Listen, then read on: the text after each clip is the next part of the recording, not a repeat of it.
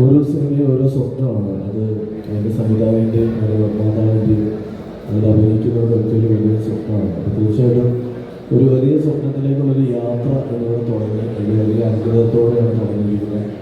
എനിക്ക് വ്യക്തിപരമായി ഇതിൽ ഏറ്റവും വലിയ സന്തോഷം ഇതിൽ ആദ്യം കാണുന്ന പേരാണ് ദേവനന്ദ. കാരണം ഞാൻ കുറേ നാൾ മുന്നേ ഒരു വലിയ സ്വപ്നം കണ്ടിരുന്നു.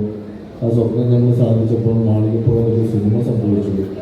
ഒരുപക്ഷെ എനിക്ക് തോന്നുന്ന സിനിമയിലെ ഹീറോയ്ക്ക് മുകളിൽ ഒരു ബാലതാരത്തിന് കേരളം മുഴുവൻ അക്സെപ്റ്റൻസ് കിട്ടുന്നത് കണ്ട സിനിമയായിരുന്നു മാളികപ്പുറം. തീർച്ചയായിട്ടും കുറേ നാളുകൾ എൻ്റെ മകളാണ് ദേവനന്ദ കരുതിയാണ് എല്ലാ പരിപാടിക്കും ദൈവം ഞാൻ വിളിച്ചായിരുന്നു. അപ്പം അതിൻ്റെ മകൾ തന്നെയാണ് അവൾ. അപ്പം അവൾ കേന്ദ്ര കഥാപാത്രമാകുന്ന ഒരു സിനിമയുടെ പൂജ എന്ന് പറയുമ്പോൾ എന്നെ സംബന്ധിച്ചൊരു ഭയങ്കര സന്തോഷമാണ് കാണുന്നത്. കാരണം 3-4 വർഷവും ഇതിൻ്റെ ഒരു വളർച്ച ഇങ്ങനെ കണ്ടുകൊണ്ടിരിക്കുകയാണ്. തീർച്ചയായിട്ടും ഇത് ഒരു വലിയ വിജയമാവട്ടെ, ഒരു നന്മയുള്ള സിനിമയാവട്ടെ എന്നാണ് ഞാൻ പറയുന്നത്.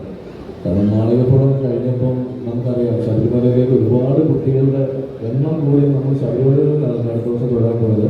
അപ്പോൾ ഈ സിനിമയിൽ ഒരു വലിയ മെസ്സേജ് സൊസൈറ്റിക്ക് കിട്ടട്ടെ.